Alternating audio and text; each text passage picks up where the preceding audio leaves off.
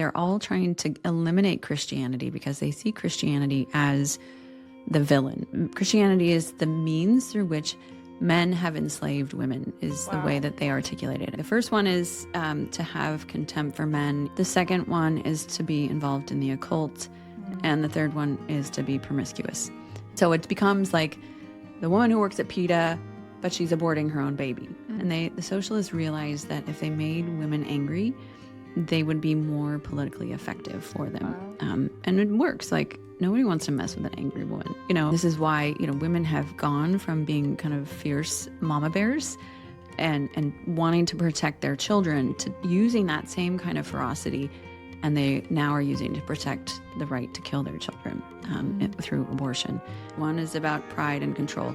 The other one is about service and humility. One is about the worship of self. The other one is the worship of God and is about controlling women. The other one has been the greatest source of women's dignity in all of human history. One is about killing children. One's about raising children.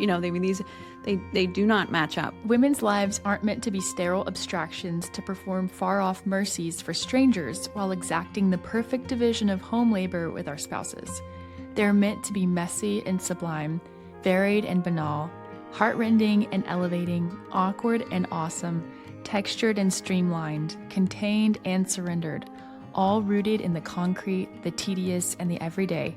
Hey guys, welcome back to With All Her Mind. I am Justice Keel, and I'm very excited for today's episode. We're not going to have our usual intro segments because we have a very special guest, and I think we should just get straight to it.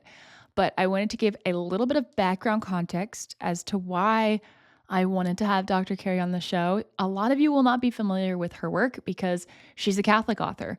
But don't let that scare you off. She's phenomenal. She is a mother in the faith, loves the Lord, a mother of 5 children, just a phenomenal source of wisdom for us today as women. And it's hard for me to even put into words personally the impact that Dr. Carrie has had on my life because it has been so integral to my understanding of what it even means philosophically and theologically to be a woman of God. And my mom and I, when I was engaged, were having a lot of conversations around this topic. And my mom was just really encouraging me to shift my attention and focus off of myself and onto being ready to serve my husband and to become a mom.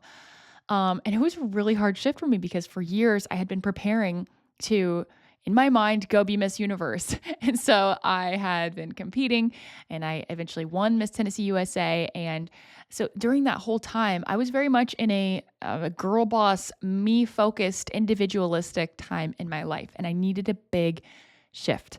And so around that time, as my mom and I are having these conversations, I found Dr. Carrie's work and just wept as I was reading it because it was so much of the wisdom that my mom had been sharing to me, but in a different language, in a different way of saying these things and connecting to theology and connecting to philosophy and connecting even to our physiology. And it just, all of the bells were ringing, things were aligning for me. And so all of her work that I've read, and I've read the majority of her work at this point, has really, really impacted me. But what's really amazing, they say that you don't want to meet your heroes because you'll be disappointed. And so I was ready for that. I was ready to, just not have unrealistic expectations on her to be something other than a human. And I was just blown away because not only is Dr. Carrie creating resources that are so influential for a generation of women in helping us live out our call as women of God, but she is living it. She is feminine and warm and gracious and just embodies the feminine virtues so beautifully. I'm honestly still kind of processing it days later because I was so impacted by her not just writing amazing things, but embodying it in a way that was very inspirational. And, there are very few women in the world who have impacted me in that type of way. It's like my mother, my grandmother, a few others. And so I just want you guys to know how highly I think of her going into this. Because I know sometimes, as Protestants, we're like a little hesitant to learn from and be fed by Catholic believers. But I just want to reassure you that she is an excellent source for you to be drawing from. She's full of the fruit of the Spirit and just a love for the Lord that is really contagious to be around. And I know that you guys are going to love this interview today. I want to read her bio before we get into it, just so you guys can hear a little bit of her professional accolades, because it's pretty amazing. Dr. Carrie Gress is a scholar at the Institute for Human Ecology at Catholic University of America. She has a doctorate in philosophy from the Catholic University of America and is the editor at the online women's magazine Theology of Home. Her work has appeared in numerous publications, including, I'm only going to list a few of these because this list is phenomenally long. Daily Wire, Daily Caller, The Federalist, the Epoch Times, the Wall Street Journal, the Washington Examiner. She is a frequent radio and podcast guest and has appeared on Fox, BBC, CBC, EWTN, OAN, and Russia Times Television. Carrie has lived and worked professionally in Washington, D.C. and Rome, Italy, and her work has been translated into 9 languages. She is the author of several books, including The Ultimate Makeover, The Marian Option, Theology of Home, The Anti-Mary Exposed, The End of Woman, How Smashing the Patriarchy Has Destroyed Us, and her upcoming book, Something Wicked, Why Feminism Can't Be Fused with Christianity. And guys, I forgot to say, that's what today's interview is. We're talking about her new book that is coming out in January of 2026, Something Wicked. And you can look down below for connections to all her resources, all her things will be right down below. And guys, she's also a mother of 5. Okay, so on top of all of those amazing accolades, I know the one that she's probably the most proud of is her 5 kids. So I hope that you guys enjoyed this interview. Comment down below what you think, any questions or comments that you have, and we'll try to answer those in a future episode. Thanks so much for watching. I am so excited to have you on the show today. We're doing a couple different episodes, some not planned because we had some audio issues, but we're getting back in the saddle.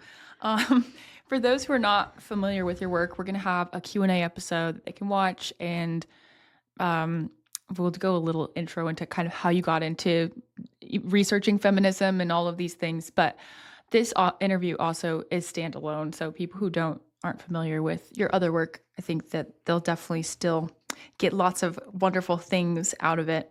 To be talking about your upcoming book, it's going to be out in January 2026, called Something Wicked, Why Feminism Can't Be Fused with Christianity. And this is a topic that a lot of people don't want to get into because, well, all the reasons that we're going to talk about today. And I think that you handle it with so much grace, but also you're graciously ruthless with the truth. And I just love that. So I'm really excited to dive into this book, into one of the major things that you talk about in Something Wicked is how feminism has become like a pseudo church in a way. Mm-hmm. But one of the things that I think is really important to cover first is so much of the time we are told the first wave of feminism was good, it was fine, it was the wholesome suffragettes, and they were, it went off the rails during the second wave. Yeah. And one of the interesting things that I learned through your work is that that's not the case. Yeah. So can you give us some of that history of the first wave and where the roots What's are? going on? Yeah. Right. Yeah.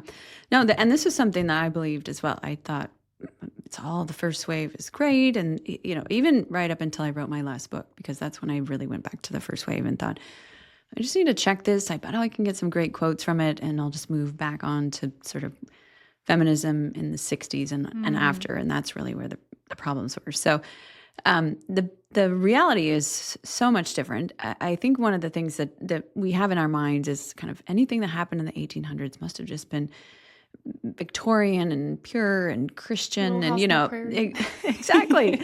And it's not that at all. It was really startling to me to start just digging into this and see, first of all, how much the roots of feminism coincide with the French Revolution and what the efforts of the French Revolution were, which was to get rid of anything traditional, get rid of the past, get rid of Christianity, make it a very rational society that meant more scientific. All of those pieces were embodied, I think, in feminism really from the beginning, because Mary Wollstonecraft is considered the grandmother of the movement. And she was formed by men, English men who considered themselves the revolutionary men. They were thrilled when the French Revolution started.